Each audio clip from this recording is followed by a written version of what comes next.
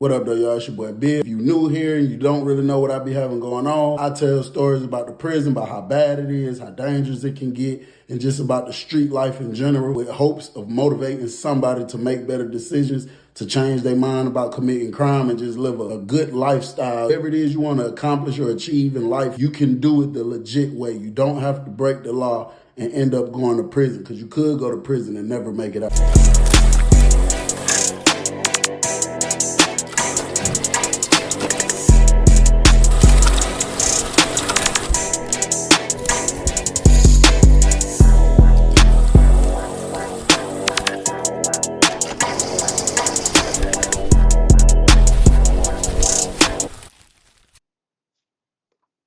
What up, though, y'all? It's your boy Bill, man. I got somebody with me today. I think is a very interesting person.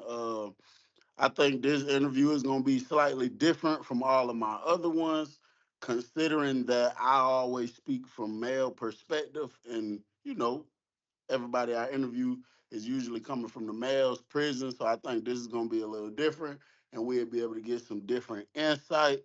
So today I got Trees with me. How you doing? I'm good. I'm good. You doing all right? Oh yeah, hanging in there. All right. Now, before we even get into anything, I gotta say, so like my homeboys and stuff, they already know that if they find anything interesting on the internet, they got anything to do with prison or crime related, to send it to me, because I may try to reach out to the person, right? Okay. So somebody sent me your page a few weeks ago, and all he said with it was she spent 27 years in prison. Exactly. So I looked at it and I was like, she don't even look old enough to be done spent no damn 27 years in prison. I was like, nah, that ain't Oh, right. oh yeah. So that's 27. when I had to reach out to you. I got you. I got 27 years. Oh yeah. You 27. it's crazy because I did 9. And to me, that drug, I felt like that was forever. I So feel you. 9 times 3. Yeah, I did 3 times your time. See, I could do 9 standing on my head. Sheesh. But 27, man.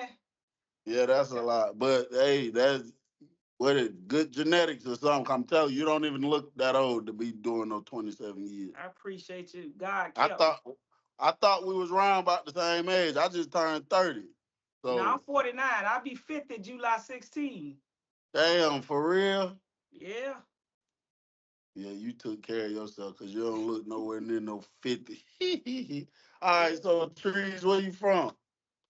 Well, I'm originally from St. Petersburg, but I relocated to Jacksonville. But even though I'm from St. Petersburg, I was born in St. Petersburg, but I didn't spend a lot of my time, my adolescent years, I didn't spend it in St. Petersburg. I was from here to there, like Georgia, Savannah, Georgia, Macon, Georgia, Orlando, Monticello. So I've been here and there up until I was 16. Okay, so you just moved around a lot. Right. So that's Okay. why that's why you kind of hear all these dialects. Yeah, Yeah. okay. Okay. Was you like you had family in the military or something? Nah. Nah, y'all just like to relocate, move around. Right. We just read. Well, my thing was the reason why I was not steady in the household because my mom died at the age of 3. Now, when my mom had died, I was given to like my aunt. It was 3 of us, me and my 2 sisters. So she had her own kids. She couldn't provide for her 3, 4 kids, and then she got 3 more other kids. So it was kind of a handful. So my dad, he wasn't really in the picture. But then later on, he came in the picture. But then again, I didn't even know which one was my dad. So when he stepped up to the plate, he took me and the oldest one because both of us have the same last name. But at the end of the day, he still really want. I don't know which one my dad, this one or that one. But he did take both of us, and he stayed in Orlando. And we went to Orlando with him. And after some things happened, some traumatic experiences, we had to leave there, and then we was put in I guess it's called like a shelter foster home. And then we was there for maybe about a year. Then some other kin folks stepped up to the plate, And they was like, well, I'll take this one. And one was like, I'll take the other one because they couldn't take both, because they didn't have it. So that's when I went back to St. Petersburg with an aunt, and my sister went back to Monticello with another aunt. Okay. So you said it was three of y'all. Pops took two. What happened to the other one?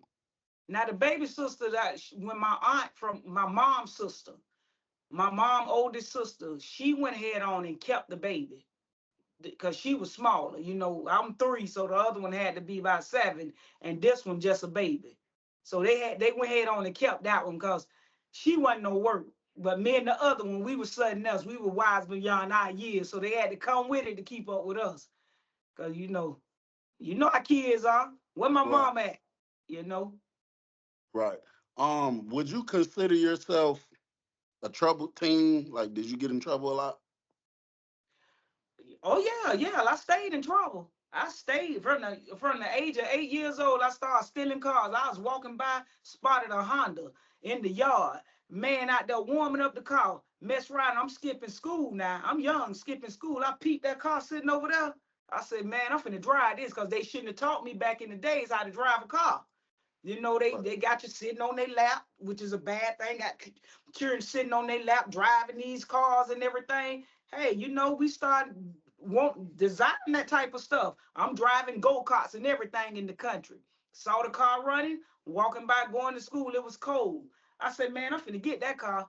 My sister was like, girl, you can't drive that car. I said, girl, I can drive that car. I jumped in the car, backed the car, and we hit it. She was scared. She was like, take me to school, Tree. You going to jail. I said, I'm gonna take you to school and I'm gonna go joyride. Took her to school and I dipped.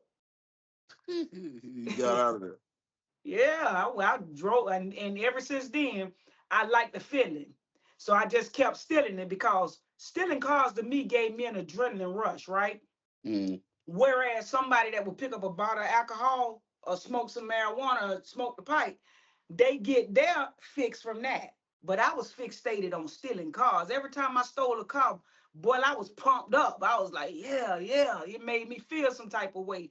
And plus, I had a lot going on in my mind. I was a real troubled teen, right? I kept a lot going on, and then I kept flashing back to seeing Mama when she was dead and when she was in the casket. So I couldn't shake that. So instead of all the drugs and all that, God didn't allow me to cross that line. But I was something else when it came to stealing and breaking in cars and breaking in houses. Oh yeah. Oh yeah. That was like a high to me. It's like I lay in my bed and be like, man, I gotta go break in me a house. I gotta go steal me a car. Yeah, that thing was bad. Yeah. Um. So, around what age do you think you were when you first saw crime? Like the first time you ever saw it? Because before you ever stole some or broke in some, I'm sure you've seen it before, right? Oh well, no, no, no, I didn't see it. What happened was I think it was an innate quality. My aunt was a Christian, Mm. and that's how you know I have this foundation with God. Raise up a child in the way that should go. When they older, they won't depart from it. She kept us in church when she did have me. But the thing is this: when they used to tell me about my mama, they always say, girl, when it came to stealing, your mama wasn't no joke. That woman, she said, y'all never wash clothes. She never washed clothes. Y'all wore a new outfit every day. Your mama refused to wash clothes. She rather go in the store, steal a brand new outfit, press it up, and throw it on y'all every day. She wasn't with that. Say your mama go in the store, Tree, and she will fill up a shopping cart and push it right out in front of the people, and they didn't know what she was doing. So I believe that quality passed down through her, through from her to me. And I had it. And every time I did something, they always say, girl, your mama did that just like that.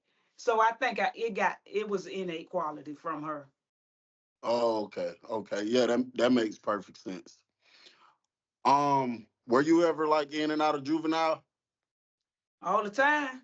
all the time. Every time I hit it, they gave me 21 days. They ain't even give me a break. I got a break maybe 2 times. After that, it was detention center in front of the judge, 21 days. After 21 days, I'm going to go to a program. They going to send my behind to a program, but I never stayed. I escaped every time. When you went to juvenile, was it for stealing or was it for different reasons? When I went to juvenile, it was for stealing. Yeah, they didn't never catch me like in the cars. They didn't catch me when I would steal the cars.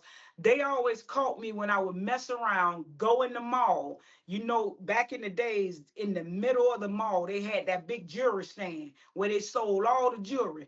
Every time the people turned their back to go deal with another customer, I done reached over and just got them. I'm walking off, but it's undercover security walking around in plain clothes and they watching it and I didn't know it. So bam, they get me. They don't follow me.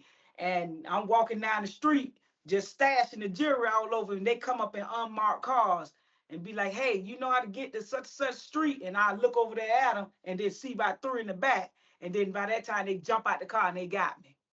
So it was always for either stealing jewelry or probably stealing brand new clothes out the mall, high price clothes. Okay. Question: do you think you being a troubled teen, do you think it stemmed from, you not having your mom and you moving around from different family members? Yeah, it pretty much stems from that. When mama died, I felt like I say, man, dog, I got to step up to the plate and take care of my sister them. And even at that young age, I understood that we were not going to be taken care of. We did not have a mama. This is a mama's job. This is her position. This is what moms do. They take care of their kids. So at this point, I'm like, who gonna take care of us? I always was just smart like that. So I stepped up to the plate. My sister would be like, man, Tree, I want da da da da da. So me, I'm thinking that they feel the way that I feel. You going through it about mama, you hurting about mama, because I know I'm hurting. So I'm looking, I love my sister. So I'm like, man, they probably hurting about mama too. And I had a getaway. I had an escape through stealing. So I was like, man, shoot, man. I say, man, I'm gonna take care of my sister. So I just started doing it. I just started taking care of them. And that thing just came a habit for me. Came a real habit for me, man.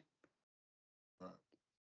Okay, so what age were you when you were arrested for whatever landed you in prison for 27 years?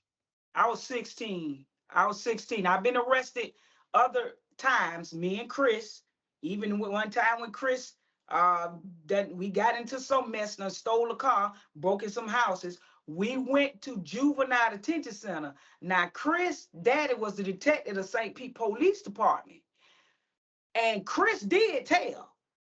Even though they thought I was a boy, they still called me and questioned me and took me down, and we was 13. But they let me go because the description that the people gave in the neighborhood to a white boy and a black boy, because I had real long hair, but I wore do-rag and put a hat on to go incognito, to disguise myself differently from what they would have normally known that I was a girl. So anyway, we done got caught like 13 or 14, but they couldn't hold me. They did let me go, but they also let Chris go. And he admitted to doing this stuff. He said we both did it, but he admitted. And I said, I don't know what you're talking about. So they was like, we can't really hold Detective White. Detective Watson is the one that was Chris' daddy. Detective White was a black guy that wanted to see me do good. He knew I didn't have a dad. He knew I didn't have a mama. This man wanted to take me in as his own child, so he had a weak spot for me.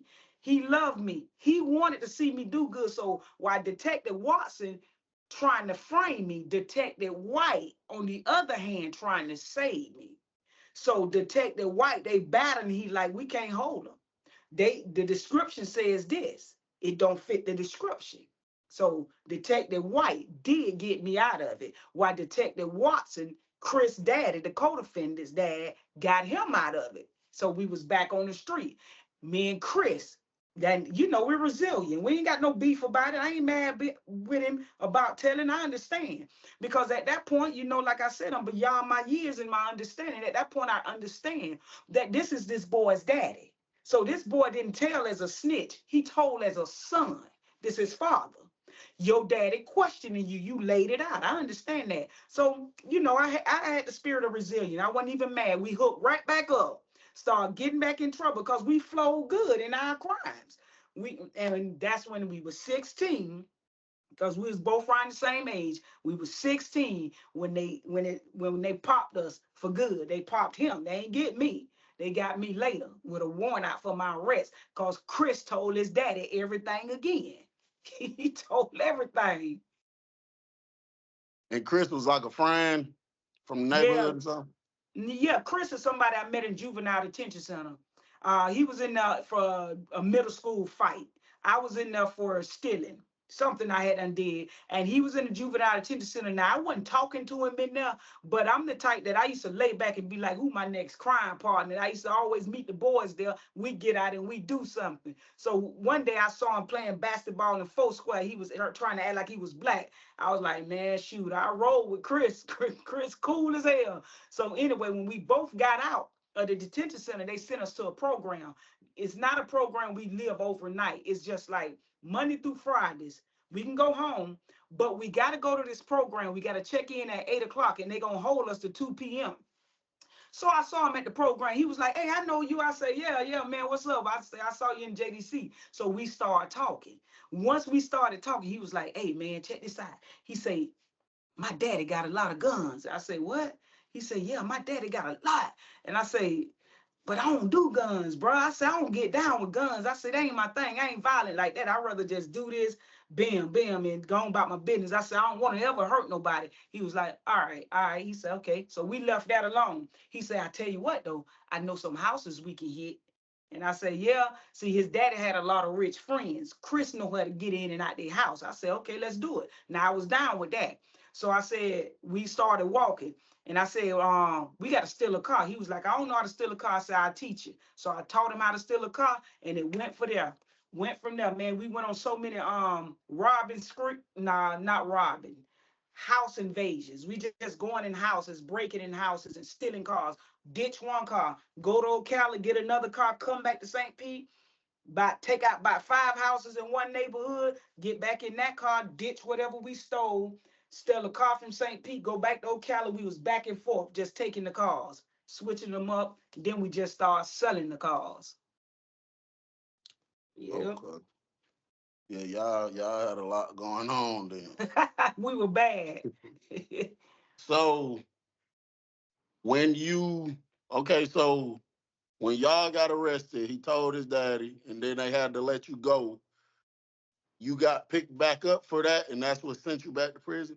No, no, It was no, something no. totally different. That's totally different. On that Okay. incident, he told his daddy, but this is what I'm figuring now that I'm older. He told his dad. His dad ain't let it go.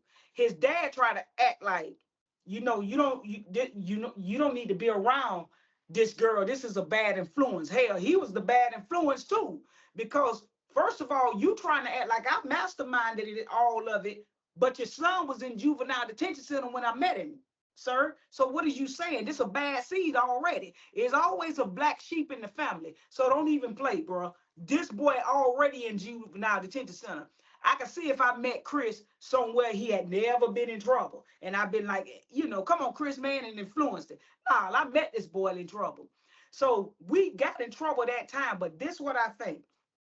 I think that when his dad, Detective White, fought for me, I got out of it. His daddy was like, "Oh, well, hell, you ain't gonna charge her, and I ain't charging him." Got him out of it. But his dad watched it and paid close attention to the situation. Chris and I kept doing it, kept doing it, kept doing it.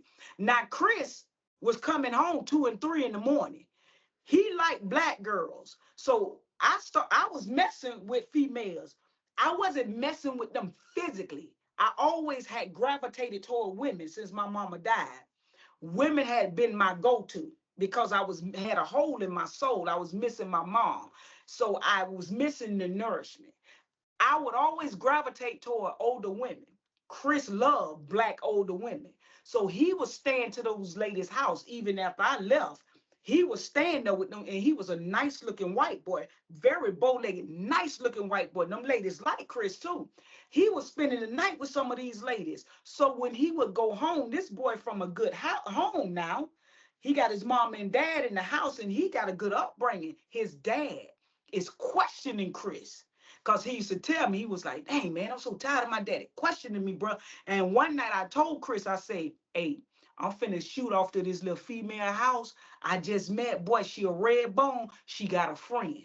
I say, now it's up to you. I can take you home in a stolen car. Or listen, we can spend the night over there. He was like, oh hell no, I'm going with you. So he came with me. We spent the night at these chicks' house. The next day, we went to that program like we were supposed to. He came to me because his dad was up there and made him get in the car. And I saw when he let the tinted windows up and he was like this right here. Chris got out the car, slammed the door, came to me. He said, man, I'm tired. I'm tired. I say, what? He said, man, he ain't finna run my life like that. So he said, I want to do what I want to do. Now, Chris some nights would go home 2 and 3 in the morning. I know his daddy was questioning him. And I don't know if Chris was telling, but I felt like the man was keeping up, started watching me and Chris to see what we had going on. Because that stuff that was trumped up on us, a lot of it wasn't true. And a lot of it, I was like, how in the hell they know this? Chris must have said this. Because listen, this man told us deep from with details of house we had done hit and how we did it. I said, this man been watching, or Chris told it. But I don't see how Chris could have told that one because that day we did it, I did it with, it was me, another homeboy, and Chris. And Chris had done found the duffel bag with weed in it and his first time smoking. He was so toe up, he couldn't have remembered that. So the man had to be watching. But anyway, that's not when we went. We didn't went, we didn't go in. They let us go. Chris and I continued to do what we was doing, breaking in these people's houses, stealing cars. One day we broke in a house, a big, nice house, and I think the neighborhood watch called the police. As Chris and I was getting in the car, we was shooting down the interstate, just driving normal. But up the interstate was coming by 5 police cars. I locked eyes with the first police car. Man, listen, you never lock eyes with these people. I locked eyes with that man, and I remember we were staring intently as I was driving that car, and we looked at each other just like that, and I kept going. All right, now, 2 days later, we in a stolen car again. And seemed like it was that same cop I locked eyes with, but I looked over there at him. Chris was like, hey, let's go back to that house. I said, hell no. He was like, I got another hit. So we went and we did that hit. But I felt funny. I said, dang, I don't want to do this today. But I did it anyway because that's my boy. So as the police, they looked at us that day. Now we got a different car this day. So now this time we coming off the interstate because we always go over the interstate to do what we got to do. That's where the good house is. We coming off the interstate. They coming up again. This time, the man came up in the car, and I didn't look him eye to eye this time. I cut my eye. He whipped that car around in the middle of the road, put them lights on, and came after us. I say, dang, I shouldn't have did it today. I felt like something was gonna happen. So when I look back, one thing that God always made me conscious of, even though I was in the wrong, God was always there. Something say, I could hear the voice clearly say, don't you speed down that road and kill yourself. You know you ain't right. Because I had not surrendered my life yet.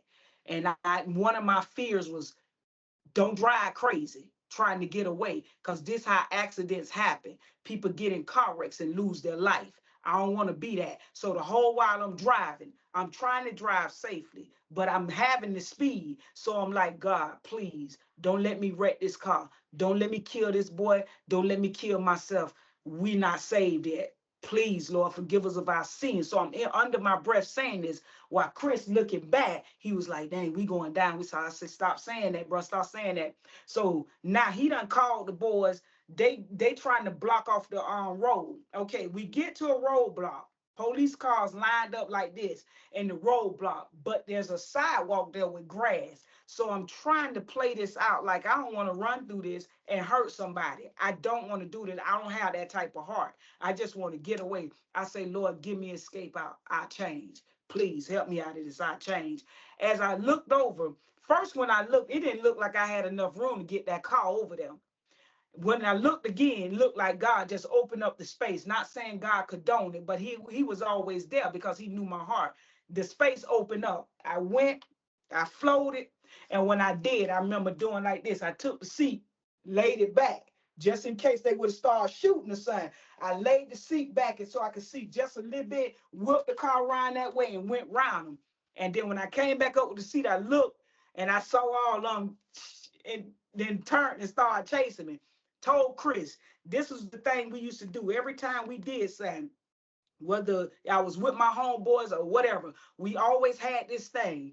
We say, when we go by any big trucks, semis or whatever, somebody, whoever's on the passenger, get out the car, roll up under the truck, stay there. If we got to jump on the police, you stay under there. Let them keep chasing the one that's driving. Somebody can get away. I didn't want Chris to drive because he don't drive good. I felt like he would have wrecked the car. We both would have lost our life. I could have let him drive. I could have let him driven that car because, and I could have been the one that rolled up under there and got away. But I did not want to do that to him. I said, I'm going to take that chance, let him get away, and I'm going to keep going in the car. So when we got by these semi trucks, I told Chris he had a clean getaway, Bill, clean getaway. Ain't no way that boy should have got caught. I had them whipped it on the cops. I would had them cops up by 3 blocks. I had them got on a block, no police. They were still 2 blocks over. I say, Chris, here go 4 semis, bro. I'm going to slow down, open the door, roll up under it, just slam the door back behind you. Let me keep going. He had a clean getaway. Soon as he did it, the boy got caught. He didn't even, because when I got to the end of the road, he had a clean getaway. By that time, the police was whipping around, coming around the corner with them lights on. I was like, dang, God dang, man. I hope this boy don't get caught. So I looked through the mirror. By 4 police done stopped back there. I said, dang, that boy done got caught. So I kept flowing it. And by 2 or 3 was still coming after me. So I was just driving. I was driving. As I was driving, I was praying. I was like, Lord, please, Lord, help me out of this, man. I'll change. I won't do it no more, God. Let me out of this. So I got away. I got away. And when I did got away, Chris got caught. We were 16 now. Well, no. Yeah, we were 16. Chris got caught. I didn't get caught. So what happened was they took Chris. They put him in juvenile detention center. They didn't let him go that time. They held him. Now, we still got to report to this program. Next day, I go call my counselor. Hey, Miss Western, that's her name too. I can't come in today. My stomach hurt. She was like, what? Oh, yeah, you got to come in. I was like, nah, my stomach hurt. So she was like, oh, wait, hold on. And when she said that, I say, oh, hell no, nah. She trying to keep me on the phone. She said, wait, where you at? And I was like, I'll call you back. Bill, when I hung up the phone now, that's when I looked around and I saw unmarked cars. You heard the tires just coming up. And I looked and I was like, oh, hell no. Nah. Then I looked down and saw them alligator shoes. I knew it was Detective White. Before I ain't even look them in their face. I looked down, saw them alligator shoes. I said, dang, that's Detective White. He was walking up on me. He said, don't run. And I said, I ain't getting arrested. I ain't going to jail today, Detective White. He said, let me talk to you. He said, come on. He said, they got a warrant out for your arrest. I said, nah, man, I ain't going to. What you got a warrant out for my arrest for? You ain't caught me doing that. How you got a warrant out for me? He was like, he was trying to tell me in so many words that this boy done laid it out, Tree. Come on. And I was like, I ain't going to jail. So it was some guys too, some polices. They had on uniform, but he didn't. He was always suave and with them alligator shoes, man. And I'm like, Detective White, I ain't doing it. I said, I'm gonna run. He was like, I ain't running behind you. I ain't running behind you. Run, I ain't running behind you. So I started jogging. I said, go ahead on, Detective White. I ain't going to jail today. So when I started jogging, I hit it. And so he was like, he did him like this. He said, so he got back in the car. See, because he wasn't going to let them try me and hurt me. The man know eventually that I'm gonna listen to him. But when I'm looking at all them white men standing around, looking like they ain't, they ain't got the patience and they ain't, they ain't got no understanding. I wasn't about to nah, I wasn't bowing down. I wasn't trying to hear all that. Get them on. See, so I went on for months, about 4, 5 months, just doing me, still doing my thing, messing with this little chick.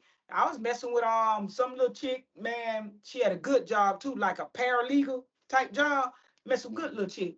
So anyway, about 4, 5 months done went by. They ain't got me. Now they got a warrant out, but they don't have me. So one day, this is the day I got arrested. One day I'm up there by the store, by the corner store, and I'm chilling. Boys, normal day, they shooting dice and everything. I'm up there just chilling like this. Just left the little chick house, and Detective White. They go Detective White. He come back up there because he know where to find me. I see them shoes. I say, Detective White, what's up? He was like, come on, turn yourself in, man. I say, nah. So I started walking on the sidewalk. So he was walking behind me. He was like, yeah, I went to your house and I talked to your aunt.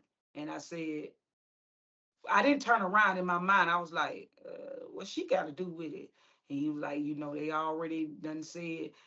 And he stopped and wouldn't put it out there. And I was like, when he said that, I felt betrayed. Like, this my family. Why aren't you protecting me? I already don't feel like I had the protection all my life as a little girl. And now you my family and you ain't even put no protection on me. You done told the police whatever, like, or where to find me, or he knew where to find me anyway. But whatever, he didn't say what it was. He was like, I already talked to you, on and da da da da da. So I could tell that it was some foolery. So I was like, man. So anyway, he walking behind me, and it was like 5 or 6 police cars while he walking on the sidewalk. They going slow too.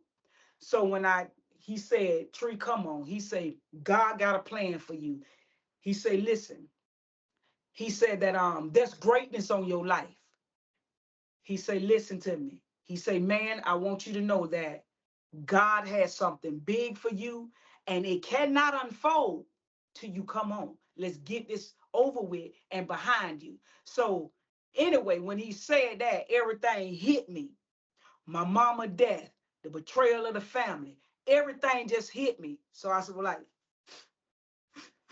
he was like, come on, come on. I said, no, man, no. And I was just crying. And he was like, come on, turn yourself in. Let's get all this behind you. Get this behind you, and you can go forward with your life. And you ain't ever got to look back at this. So the tears just falling. And I said, I looked over at the polices. So they done got out their car. And I said, call your boys down. And he was like, hey, y'all go ahead. And they act like they didn't want to move, right? So I did like this. I say, call your boys down, man. And he said, man, matter of fact, all y'all go. Let me handle it. All y'all go. Everybody left. And I turned around. And then that's when he put his hand on me. He said, come on. And he opened the car door. He ain't put me in the back seat. He ain't cuffed me. He put me right in the front seat. And he said, you want something to eat? I said, no, nah, let's just go get it over with. So I was crying the whole while. He was talking to me. And he was like, it's going to be all right. He said, go ahead on, face what you got to face. You still young. Put your life behind you. He said, come on out. He said, I promise you, God going to keep you.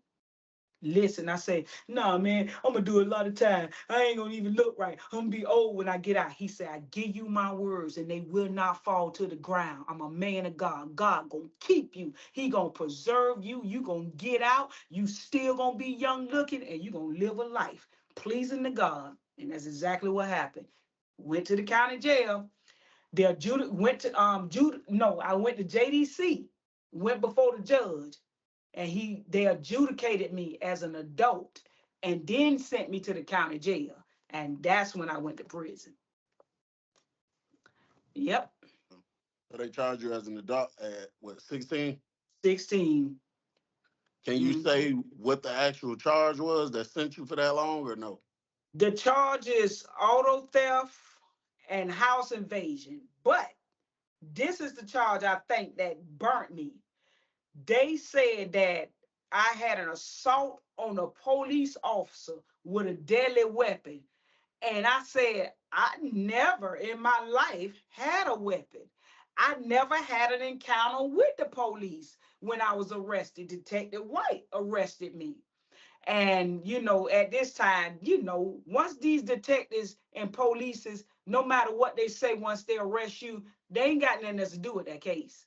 When Right. you in the jail, that's it. You got to fend for yourself. And there was no way I can fight it.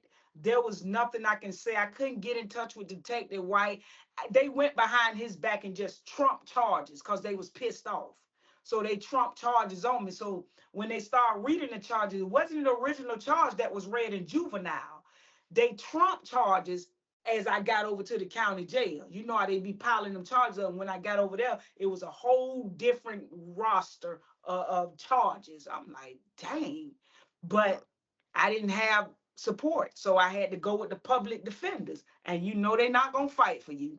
Right. So and Absolutely. that's really what I think burnt me, man. How much time did Chris do? Okay, now Chris got 3 years. Okay. But let me tell you this. The Bible say, vengeance is mine, says the Lord, I will repay, right? Right. Chris daddy burnt me. But now, watch this. When I went to prison, I had been in prison about 2.5 years, right? Mm. I hadn't got the game down and I was running with it. Started messing with all their female officers, had them on lock, had phones, whatever. I happened to go to confinement within my 2 year, about 2 years, 6 months in. I went to confinement on the investigation for an officer, right? I'm sitting in confinement. So I'm like, okay, uh, Tech came and said, you're going to be in here 6 months. That's how we roll with these investigations. I was like, okay, whatever. I'm not telling on her. Because if I make it through this, get out, I still have her, be able to get what I want. But a couple weeks in, door roll, and I look, I'm laying in the bed. They say, Tree, come out your cell. I said, all right. Walked out the cell. When I got to the top of the step, they said, cuff up. I turned around, put my hand behind my back. I'm like, dang, why didn't cuff me in the cell? You don't bring me out the cell not cuffing me. So I came down the steps. They took me in the conference room. Walked in the conference room, 5 detectives. I say, what the hell I done did? I know y'all ain't about to charge me, man. He was like, nah. He say, you know Chris? I said, yeah, yes, sir, yes, sir. He was like, we want to ask you some questions about Chris. I said, okay. He say, was Chris? I said, nah, he wasn't like that. That boy loved women and black women at that. He say, did he have an anger problem? I said, no, sir. I said, that's why I like to do crimes with him. When we first met each other, he talked about little um weapons and all that stuff. I say, but when I said no, I don't get down like that, he never brought it up again. He always flowed in a mild manner, just like me. We never disrespected nobody. I say he cool. I never saw the boy get mad. He said, well, I asked you this. He said, because his daddy, we Chris has gotten himself in some trouble, and his daddy want to take it to trial. They've given Chris a life sentence. And I say, for what? They say Chris killed his bunkie. Now, this the thing, and this probably why they gave Chris a little bit of time. Being that Chris daddy was a detective of St. Pete Police Department, Chris can't go in general population. He have to go in protected custody. You know that, because he could have easily got hurt if his daddy was associated with one of them boys' case and putting them in there. They would have hurt Chris. So he had to stay in general PC. They had him in PC, and they put a bunk in there with him. They don't know what happened, but this is the thing. This is what the detective told me. Say 3 days, they went to feed them 3 days straight. Chris got his tray, but the bunkie didn't. So on the third day, also, y'all come get your trays, hit the slot. They say the bunkie is laid back, but the cover like this. You know how you lay back with that cover like that? Say the officer was like, they charted it down. It was like, oh hell no, this is the third time this boy ain't got his tray. They say, Chris, go cuff up, go against the wall. Chris put the cuffs on, went against the wall. They say when they went in there and pulled the covers back, they had the boy was like this. with his tongue out because Chris had done strangled him. They said the detective said I said what made him go in the room. They said what made them go in the room is that the boy had not eaten in 3 days.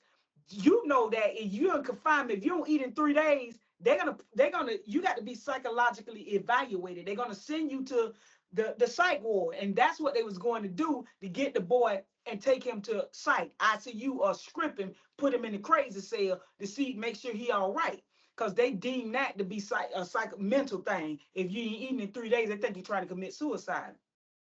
So I'm like, they didn't smell the body and that, and they were like, Tree, really, you know they have y'all room so cold in confinement, the room be so cold. I guess it kept the smell down, but maybe he wasn't decomposing like that, or rigor mortis had not set in. But he had been in the room dead, I guess 3 days, but then again, they don't say they don't know if it was 3 days. Maybe it was he just didn't want to eat that day, or maybe Chris did it on that day, or maybe he did it the second day. But anyway, he went to court and they gave him life for it.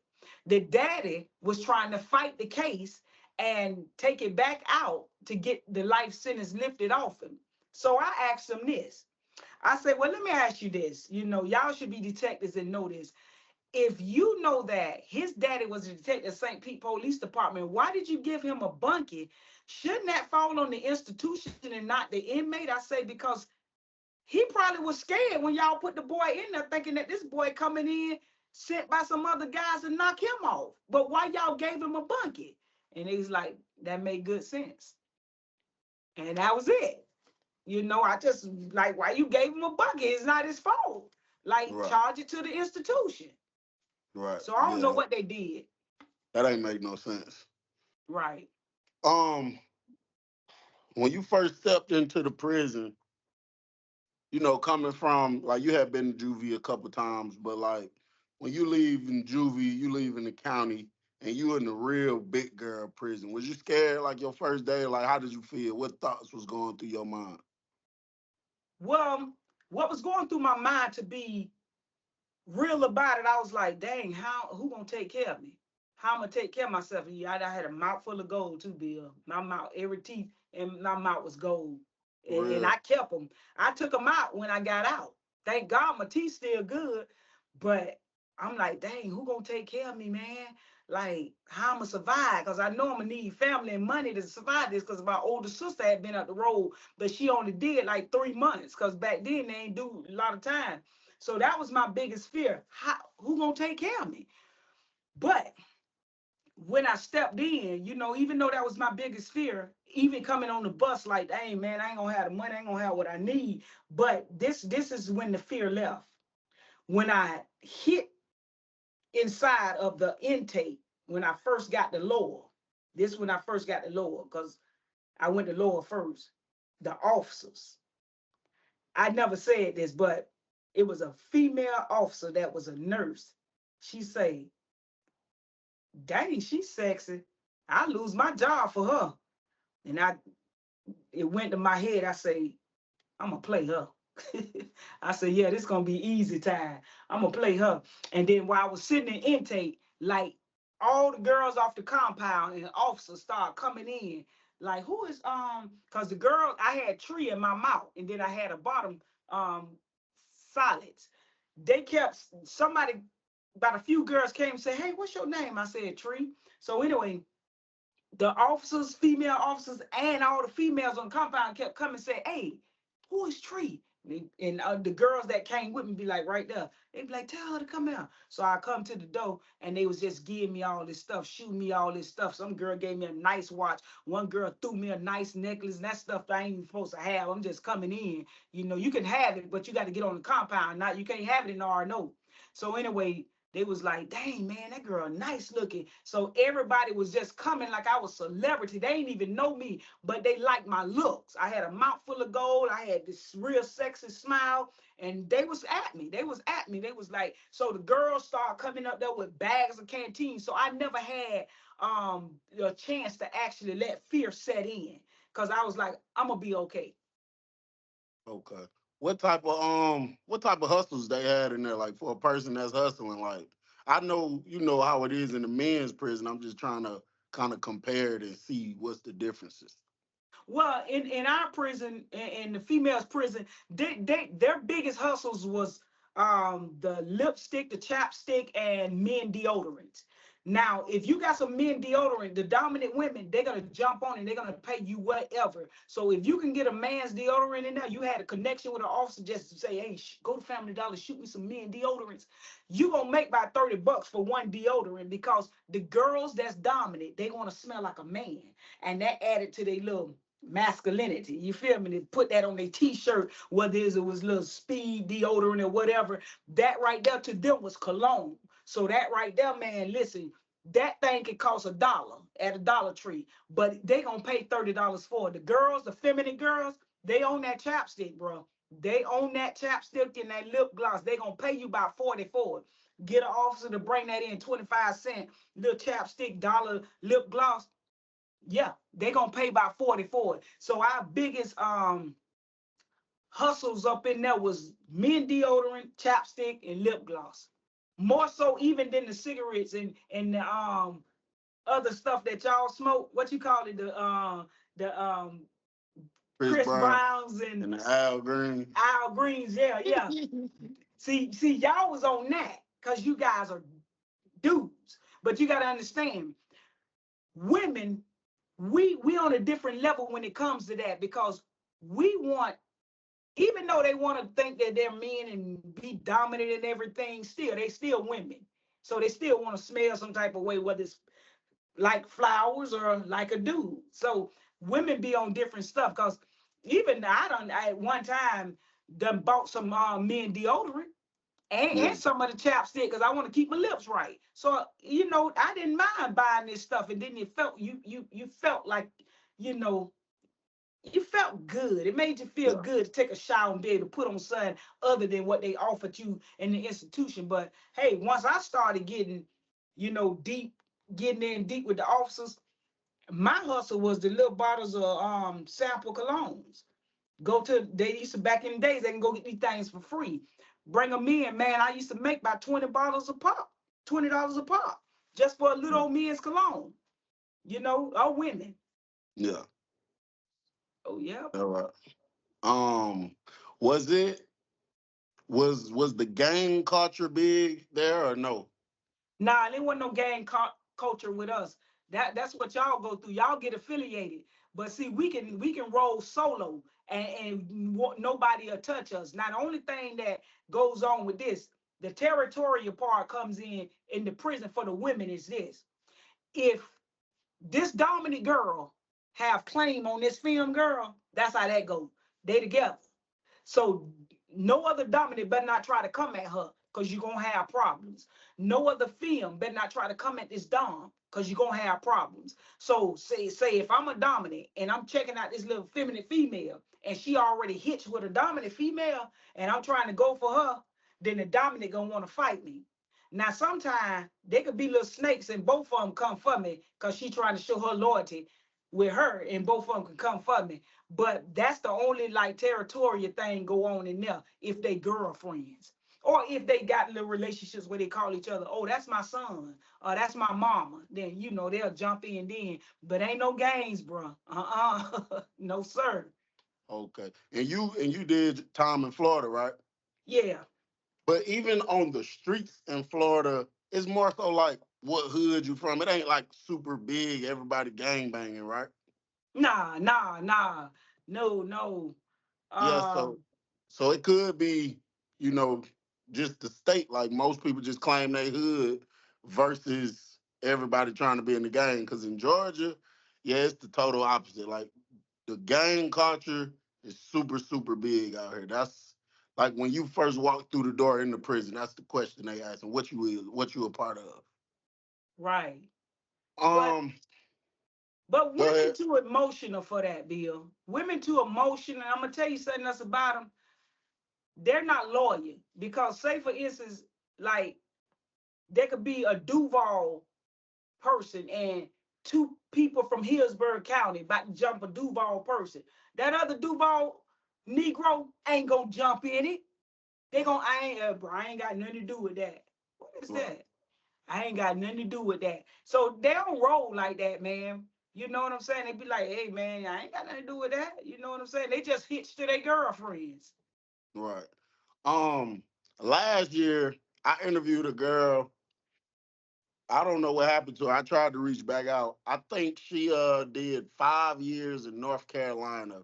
And she said it was a lot of women in there that labeled themselves gay for the state because they were scared, I guess, just of doing time.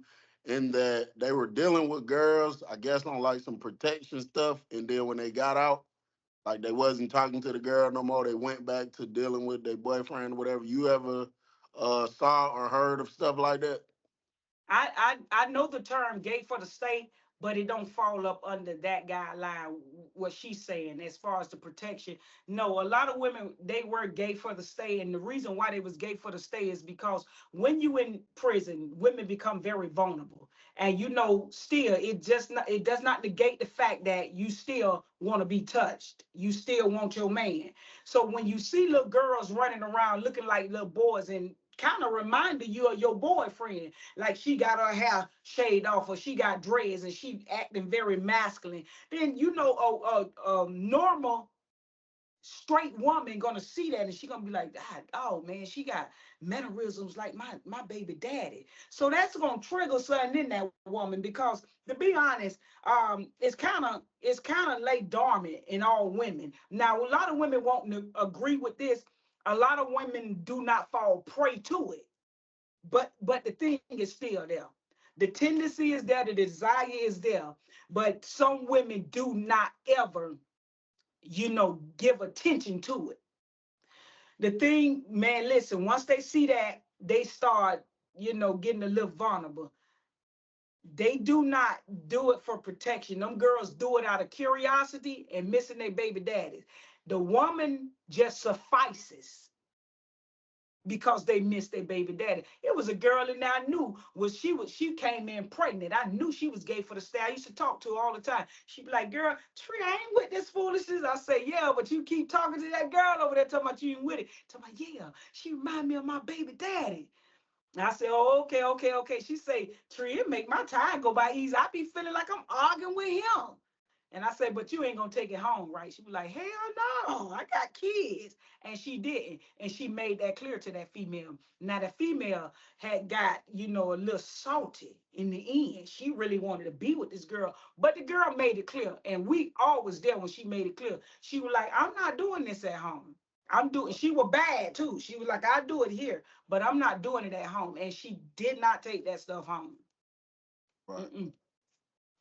You ever seen knives in there? Like, were there ever stabbings in there? Oh yeah, I've seen the girls make shanks. I think that I was gonna tell them this story. As a matter of fact, I was gonna do a video, but I'm gonna tell you. It was a girl came in there. She was a real bully, man. Real bully. She came from the county jail and she had a life sentence. I guess somebody told her wrong. You gotta go in here like this, dog. You gotta go in here and make a name for yourself because you got a long time. That's just what she did. She walked right on that part trying to make a name for herself. There was a little girl standing in her room though. Wasn't bother nobody, don't never bother nobody. They call her Little Bit. Little Bit wore big glasses. Little black, short, bow-legged girl wore big glasses, ain't bother nobody. She wasn't about that life, and she was going home in 3 months. Little Bit standing at her door, we kick it every day. What's up, Little Bit? You got it, Tree, you got it. You still the coolest. We just talk. Pee Wee came in there, and I guess somebody told her to make a name. Well, yeah, they told her to make a name for herself. She thought she picked the weakest link. She started arguing with the little girl soon as she walked in. She carrying her property. She was like, dang, can you move the F out the way? And little girl was like, well, dog, this is my door. Go a little bit out. And so she turned around and told the little girl, like, and did a little girl like this. You know what I'm saying? The little girl went in her room. We all standing to the door, like, hey, you can't come in here with that right there. She was like, I don't give a about nothing y'all talking about. I don't care about none of that y'all on, man. I got time to do. Man, so we looking at her and she just running her mouth, but little bit done came back out the room with her little toothbrush, with her razor nicely up in that thing. I ain't never make them things, but see, this how they make them. I don't know how y'all make them, but this is how they make them. They take a toothbrush, like this the toothbrush, and they split it. They split it to about right there, and then they take the razor out of their toothbrush and out of the razor thing, and they push it in the little slit in the toothbrush. Take a um lighter and burn it and melt all the plastic into the razor. So now they got a toothbrush with the razor at the end. She came out and just and split her laid her face open like this. Today, the girl got a mark, beautiful dominant girl too, got a mark sitting up that high, kilo skin. She filleted her face open, and the girl just she dropped to the ground, almost lost her life. And then there was another time where this girl broke up with her girlfriend. The girl said, I don't want to be with you no more. I'm tired of you. You toxic. You argue too much. So the girl was like, hey, bump you. I ain't want you no more anyway. Girl went to her dorm. Everybody went to the dorm. Next day, it was a black and white girl. Black girl went to her dorm. White girl went to her dorm. Next day, the white girl came out, laid out a blanket, and had another black girlfriend sitting out there with her. The other black girl came out of there, walked behind the girl, and just did that. And the black girl started running, and I'm standing on the compound just looking like, and they were like, get off the compound, Tree, get off the compound. Man, I was traumatized. I can't move. I'm looking at the blood, and they airlifted her. So yeah, man, there was girl fighting in the shower. You know, she just fighting, and they was getting it. Girl pulled out her shank, hit that leg. When she hit that leg, the whole side of that girl body paralyzed. She fell. I was like, dang, that stuff used to traumatize me, man. I couldn't stand to see it. Aye. Yeah, they was wild in there. And you talking about the shanks, boy, you better be careful of the locks in the socks. And That's then when they dangerous. put the lock on they inside their hand and close their hand and got that little piece, just walk up to people in the dining room and you look around eating and somebody on the floor just split. Some beef they done been carrying, man. Finally catch each other. Bah! Girl just laid out. I'm like, dang, this is crazy. Yep. Yeah, that's crazy. Um, I had told some people on my membership that I was gonna interview you, and they had a few questions. I took a few of their questions that I thought was interesting down for you.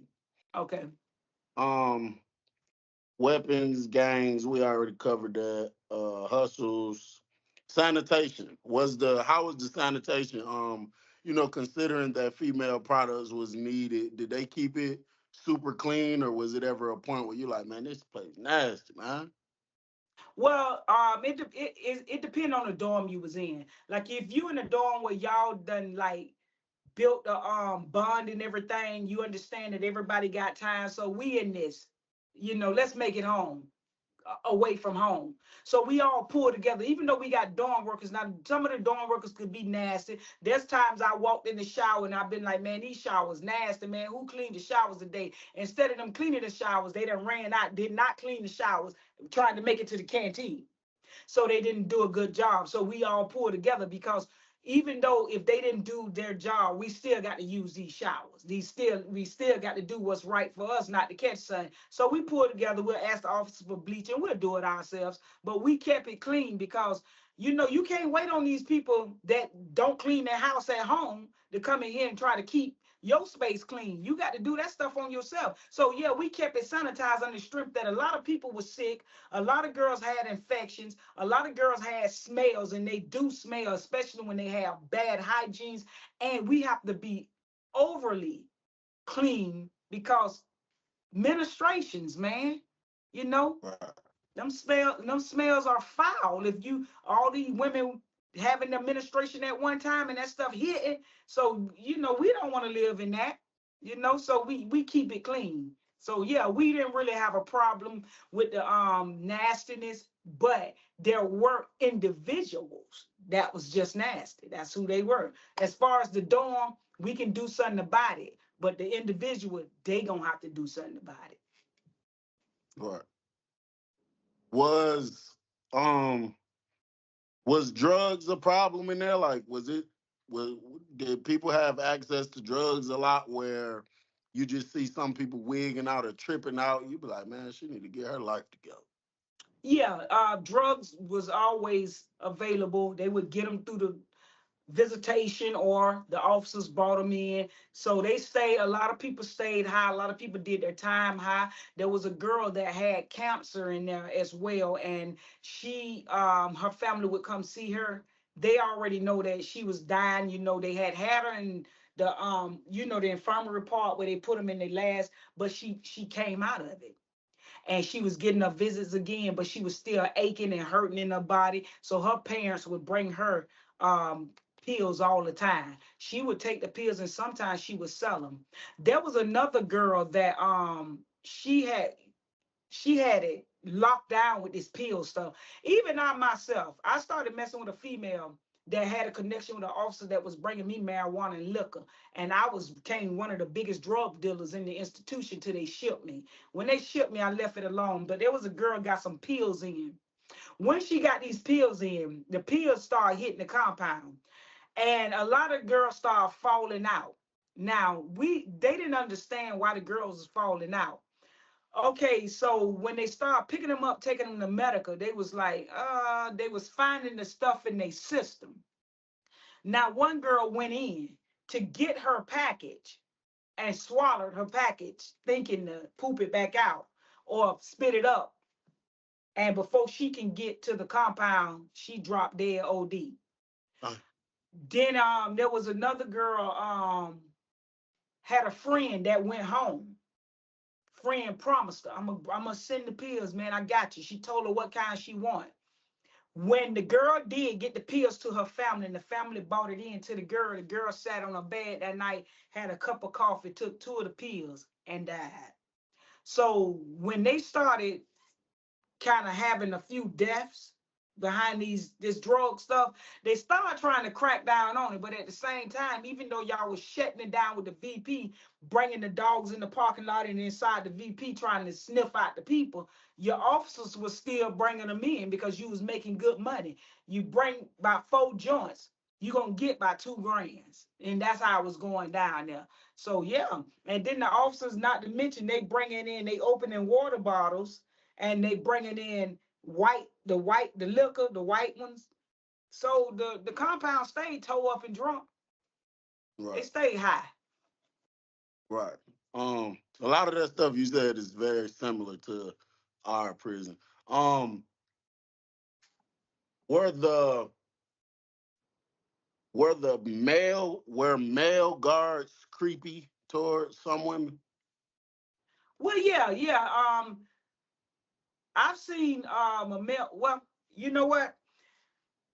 Listen, a lot of male guards didn't do me because I always looked and I saw through them. But there was this specific guard that every time I saw him, he was talking to young girls. And I used to always say in my mind, you too old for that. I'm talking about around your beard all gray, and you can tell you older, but why is you always in a corner with a younger female? Well, anyway, right now today, this same officer is in prison for Mm. messing with the young female. No, this same officer in prison, first of all, for messing with his girlfriend, little 8-year-old daughter. And he was always riding the YOs in the prison. I always thought that of him, but I never said it. What is But YOs? huh? What are the YOs? YOs, they are in prison. So you know how the prison with the different dorms and on the compound. Say for instance, you got A dorm, B dorm, C dorm, D dorm, but you got Y dorm. That's the YO program. They sit off in the cut. They kind of away from us, like they the last dorm at the end of the compound. We don't supposed to be around them. Only people be around these little YOs is the officers that we ain't allowed around them unless we're in the education building, because I was a teacher's aide, so I was one of their teacher's aide at one point. But they don't supposed to mix and mingle with the adults, even though they did, and they was girlfriends with them and everything. But yeah, they kept them in a separate little dorms, and the officers that was working in there was messing with those little kids. Them little kids like 16 and 15. They ain't got no business messing with them little kids, and they try to sit them in there to keep them away because they feel like they ain't fully developed here to be out there with the big fish. But yeah, there was this officer, and I'm gonna say his name, Officer Q. I always felt like he was weird, right? So one day he said to he used to always be in the back with this Spanish chick. And one day this tall black girl, God bless her dead, she came to me, she said, Tree, can they make me go PC? And I said, can't nobody make you go PC. I said, if you go PC, it's because you feel like you know your life is in jeopardy or you scared. She was like, Sergeant Q trying to make me go PC. I said, why? She said, well, he was back there with the Spanish girl. She walked up on her to ask for some clothes and saw, right there. So she say, I don't feel right. He trying to PC me. Well, anyway, as she was talking to me, they called her, told her to report to the center gate. And then I walked her to the gate, and when I peeped, they cuffed her. Next day we hear she supposed to went home next week. Next day we hear she dead. Blunt trauma, forced trauma. Dang. Yeah, so yeah, they was creepy, man. And then you had one that he used to say, that boy used to sit in the truck outside perimeter with his glasses and jack himself, but they fired him. They walked up on him and fired him because one of the girls that was outside working outside grounds, she started reporting it. She say she was walking by to put the mower up, and she saw his hand like doing that. And she say she looked and she saw him, and the girls was on the rec yard sunbathing. You know they had his shorts up and shirts sunbathing. He had the thing out there watching certain girls and doing whatever. And so they finally caught him and they fired him. Weird, bro. But yeah. Yeah.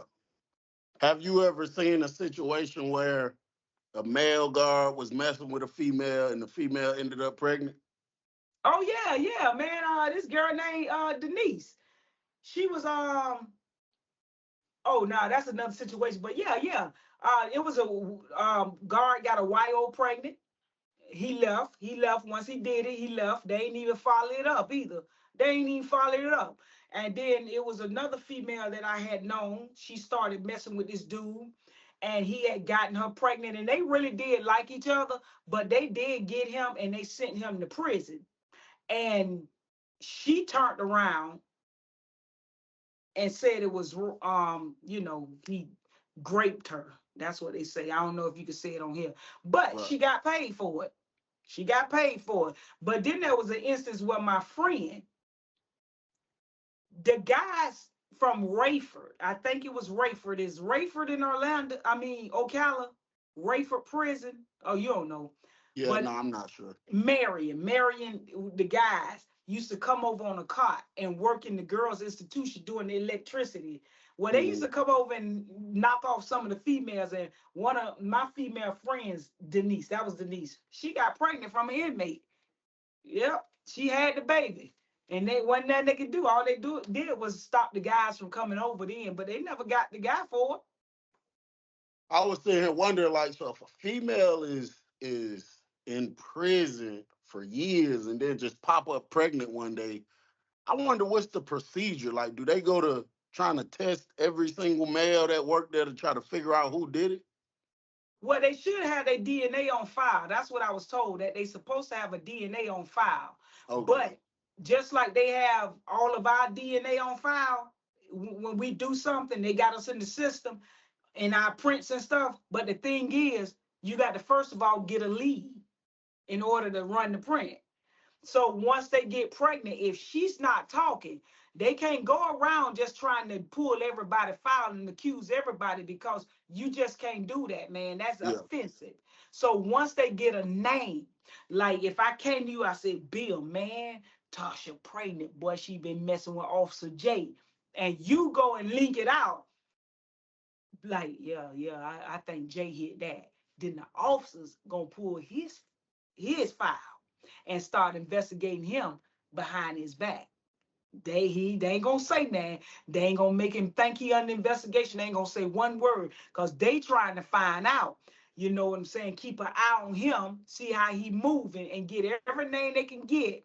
If they say Bill, they gonna pull Bill. So now they got Jay and they got Bill. These they two suspects. Every name they call, the officer that I used to mess with told me this. Every name that they call, they gonna keep them in that racket, in that little bracket right there.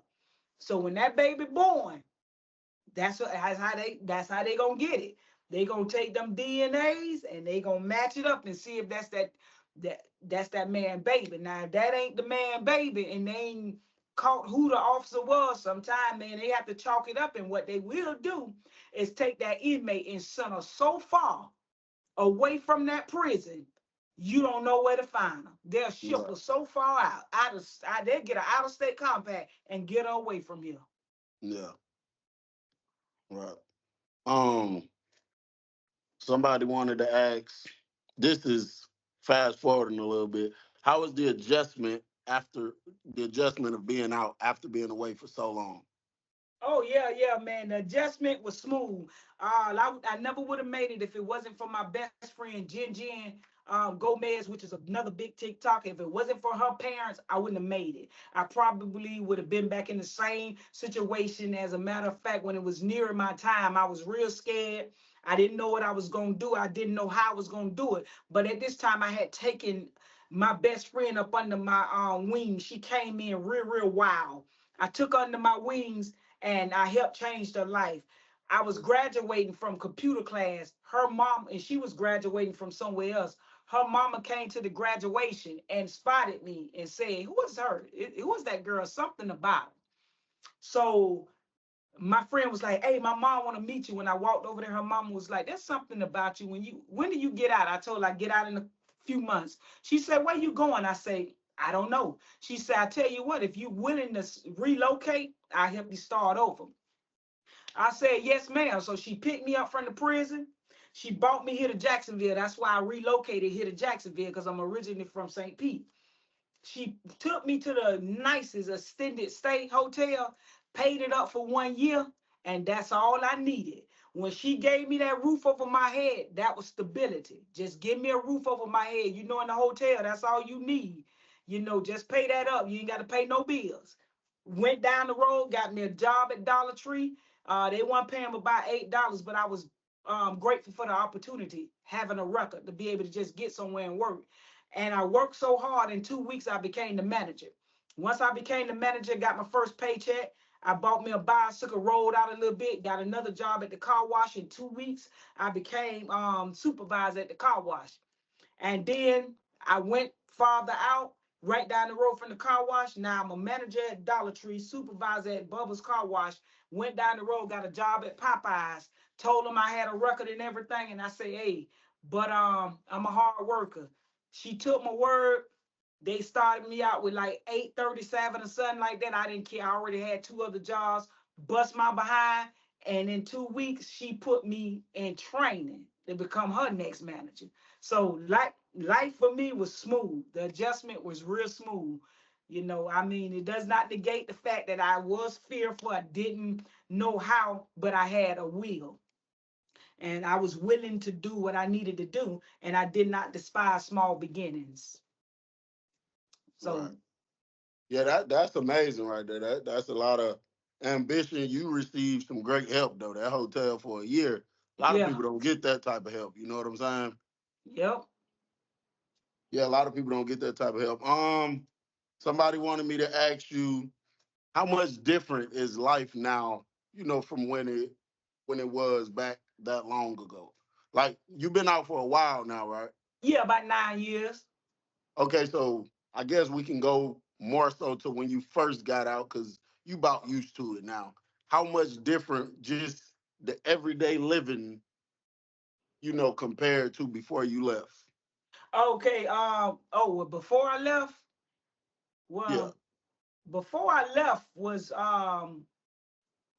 life wasn't that great. I was just getting in trouble and whatever. But life now, you know what I'm saying? I didn't understand a lot when I had first gotten to prison or went to prison. I didn't understand a lot. Even when I got out, I didn't understand a lot. I had to catch up because I went in at 16. But then you got to understand when you go in at 16, whatever age you go in, it's a time capsule. It closes on you. So you still gonna get out with a 16 mentality. When I got out, I was 16-year-old right here. I didn't know anything about life. Now, right now, I'm going on 50, July 16. But this the thing. I'm only 25 here. because that's as far as I've matured, as far as life. I have not been out here to mature or fully be able to develop with the world. So wherever I left off when I went to prison, when you come back, that's when you catch up. And when I first got out, it was like I felt dumb, man. Like I don't understand this. How you put the card, debit card in it, and I'm looking at the cashier like, what you do? What's next? Like I'm Right. getting frustrated. Like what I supposed to do? And you don't want to say I'm getting out of prison, man. What the hell you do? You feel me? So it was a bit difficult. And then the lady that put the roof over my head by the grace of God came along beside me, like she would come like 2 times out of the week, and she'll say, come on, let me show you how to open a bank account. Come on, let me show you how to use this debit. Come on. And she started teaching me. She took the time out to teach me, take me to the store and be like, this is what you look for. This is how you do this. This is how you do this. Got me on the computer and said, this is how you do this. Delete this. When you want to go back, you do this. Return this. And she taught me. So I started growing. And now, 9 years later, I'm very advanced. I'm very advanced. It's like there's nothing impossible. There's nothing that I cannot do. Okay, that right. Yeah, that right. That right.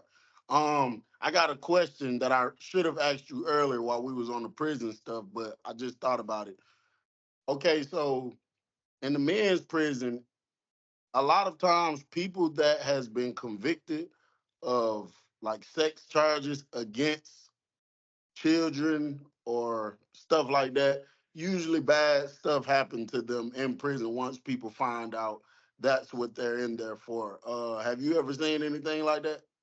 No, no matter what you in there for in the women prison, you know, they do not treat you like that. Like somebody could come in and they can have off the kid or touch the kid.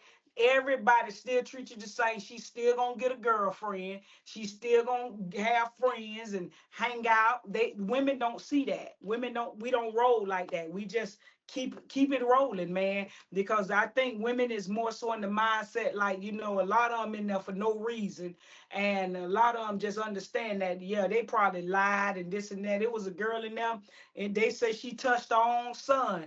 And, to be honest with you, Bill, which they say that, and I was talking to her, I said, I don't believe this. I don't believe she did this. The little boy was autistic, and they trying to say she touched him. And they asked the little boy, "Did your mommy touch you here?" And he was like, "Yeah, And she like, "Yeah, I touched him. Now I watch it. He autistic." But they took it and they turned it. So Mm. that's why, in a lot of cases, we don't treat them bad because we understand how the system can turn stuff, being that we done been in the system, and we know how it is. We know they turn stuff. They turn a lot of stuff. Right. Yeah, they'll definitely do that. Comparing to men. So in the men's prison, they got something. I think it's more so from back in the day, because when I was there, it wasn't really big, but I mean, I saw it. They got something that they refer to as bandits, and it's like the guys that prey on the weaker guys to do sexual things to them, where there, I guess, masculine women in there that did that to the weaker feminine ones, or they don't roll like that. Nah, it wasn't really like the bandit type like you guys. What happened in the women prison is that if a person go in, dominant female go in, don't have family, nobody to take care of her, she will prey on a feminine female that has money and her family taking good care of her. But she only preying on that female as far as trying to be her girlfriend. Cause she know once she get her and put that whatever on her, the girl gonna take care. And that's the thing. But it ain't nothing like she about to just go debo her out or something or whatever. Nope. Nope. They just become she just start messing with her here. Okay.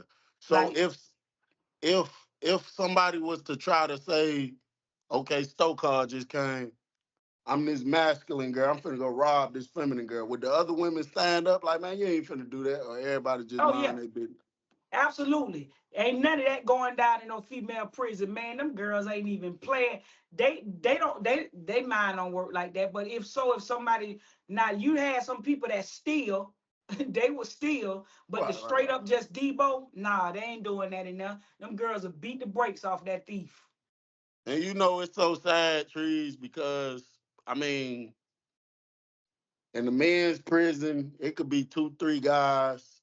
It might be this one weak guy. Stokar might come. They'll go in there, beat him, take every item he got, and won't one person say nothing. They feel like that's not our business. You got to mind your business. You know what I'm saying?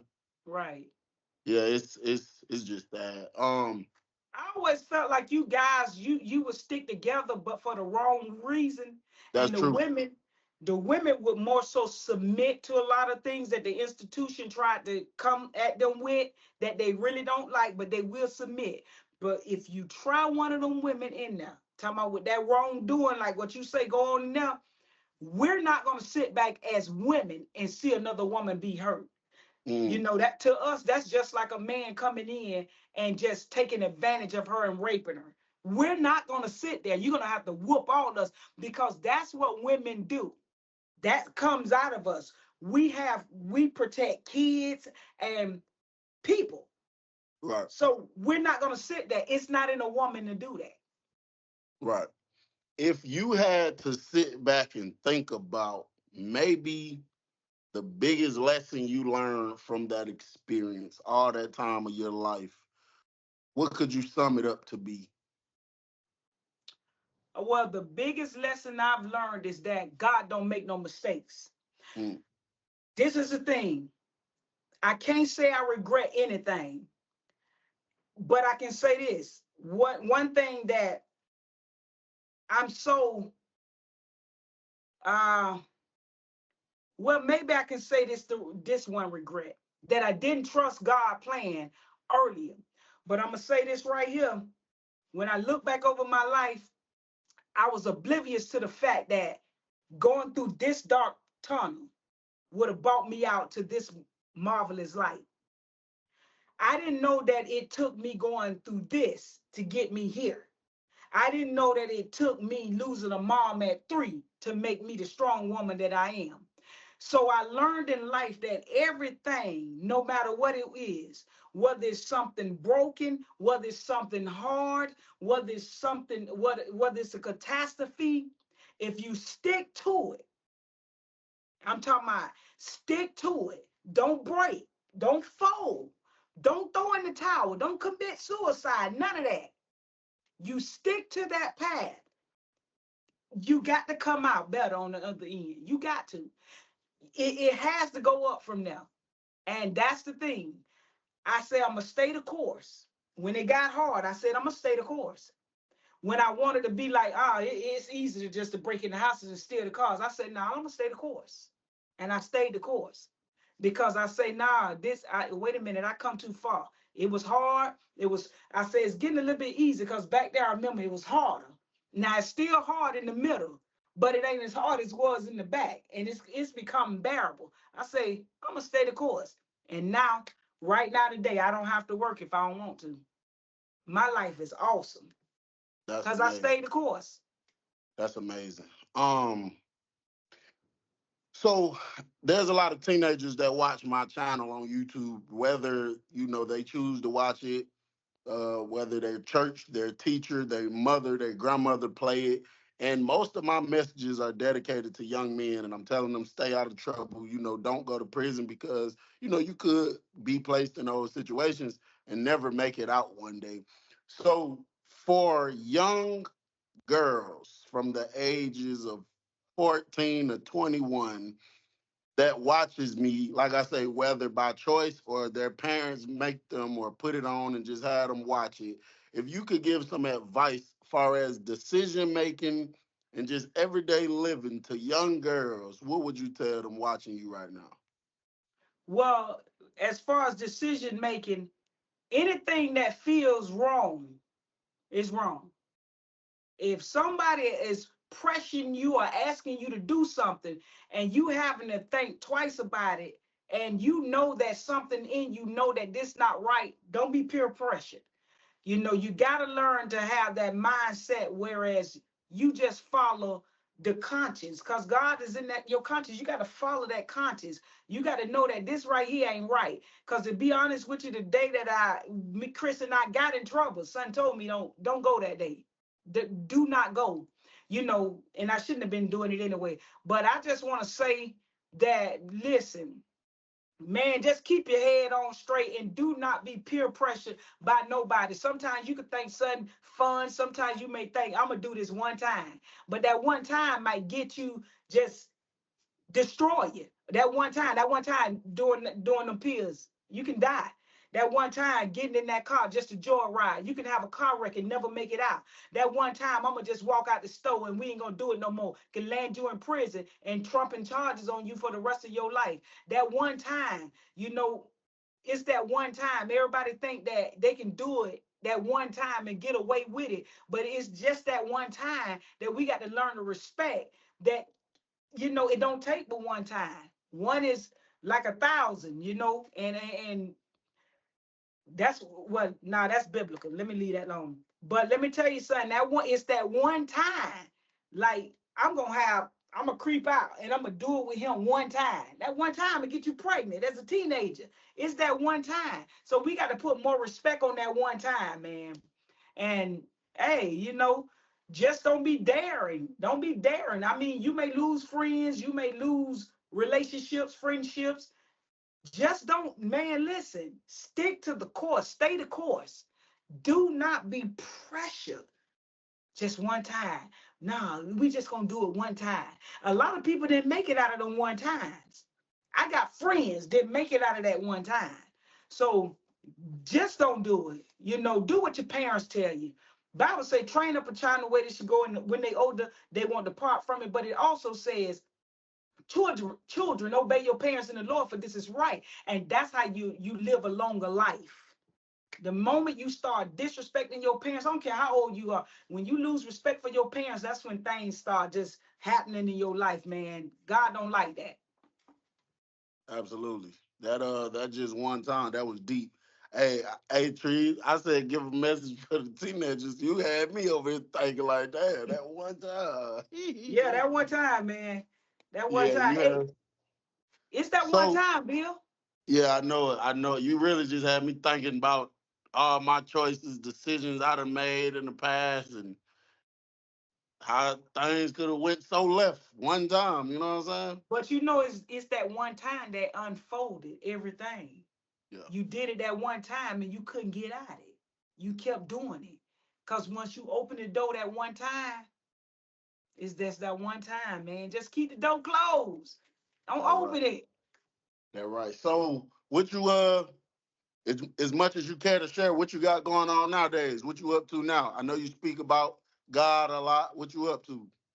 Yeah, I'm an ordained evangelist. I'm just pushing the word of God. I'm always on TikTok live, just speaking and encouraging and speaking life into people, because people are they're just spiritually dying every day. And it's the word of God. People got to understand that when you don't have a relationship with God, you're spiritually dead. And sometimes that's why people feel so defeated, is that Zoe life that's in God.